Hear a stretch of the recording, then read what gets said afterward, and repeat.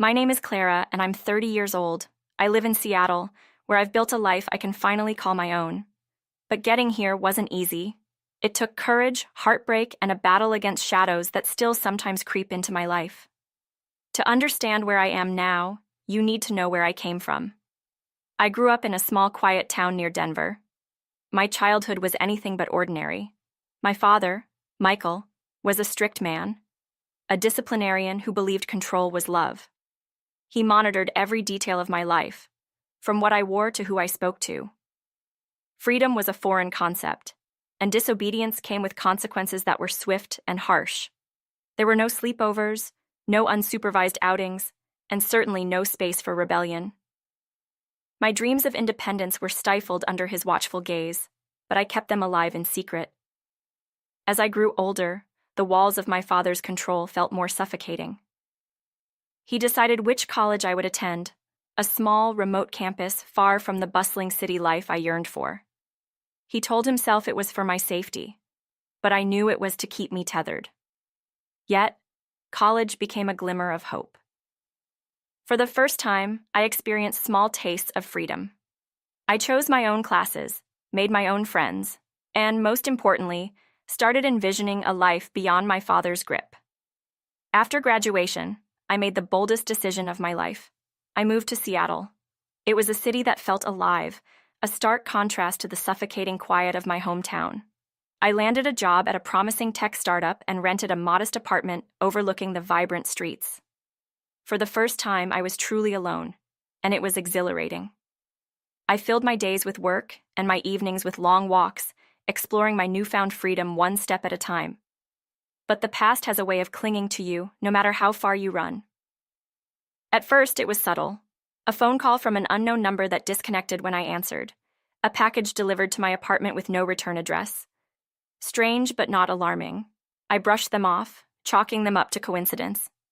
But then one evening, I returned home to find my front door slightly ajar. My heart raced as I pushed it open, clutching my keys like a weapon. The apartment seemed untouched, but on my kitchen counter sat a single red rose. It wasn't mine.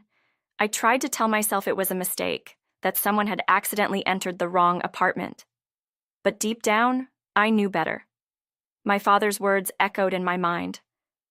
"I'll always know where you are." It was a promise he had made in anger during one of our last arguments, and now it felt like a threat. The next few weeks were a blur of anxiety and paranoia. Every shadow felt like a threat, every sound like a warning. I considered going to the police, but what could I say? That I suspected my estranged father was somehow invading my life? There was no evidence, just a growing pit of dread in my stomach. One evening, as I sat in my apartment trying to focus on work, there was a knock at my door.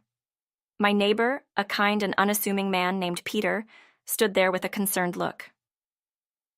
"Clara, can I talk to you for a moment?" he asked. "Sure," I replied, though my nerves were already on edge. "I've noticed someone hanging around your building," he said. "A man, older, maybe in his 50s. He's been watching your apartment. I thought you should know." My blood ran cold. I thanked Peter and assured him I'd be careful, but inside, panic was bubbling. That night, I barely slept. Every creak of the floorboards, every gust of wind felt like a harbinger of something terrible. By morning, I had made up my mind. I needed answers. I started by contacting the building's management, asking if they had seen anything unusual or noticed anyone suspicious. They hadn't, but they promised to review the security footage. Days passed with no word. Meanwhile, the strange occurrences continued. Lights flickering in my apartment, my belongings slightly out of place, and more roses appearing in random spots. One evening, I came home to find a letter slipped under my door. My hands trembled as I picked it up and opened it. The handwriting was unmistakable, my father's. "Clara," it read, "I'm worried about you. Please call me." There was no return address, no way to respond. The letter felt like a taunt, a reminder that he could reach me whenever he wanted. That night, I finally called the police. They listened to my story and promised to send someone to check on me, but their reassurances did little to ease my fear. The officer who arrived was polite but skeptical. Without concrete evidence, there was little they could do. As he left, he said, "Just stay vigilant. If anything else happens, call us immediately." The breaking point came a week later. I returned home after a late shift to find my apartment in disarray. Drawers pulled open, papers scattered, and on the dining table, another rose. This time, it was accompanied by a note. "You can't escape family." My knees buckled as I read the words. I called the police again, and this time, they treated it more seriously. An investigation was launched, and I was advised to stay elsewhere for a few days. I stayed with a friend, but the fear followed me. My mind raced with questions. How had he found me? Why was he doing this? Was he trying to scare me into submission or something worse? The answers eluded me, but one thing was clear. I couldn't let him win. Determined to take control, I hired a private investigator. Her name was Rachel, and she came highly recommended. She was sharp, resourceful, and unrelenting. Over the next few weeks, she uncovered more than I had anticipated. My father had been in Seattle for months, staying in a cheap motel on the outskirts of the city.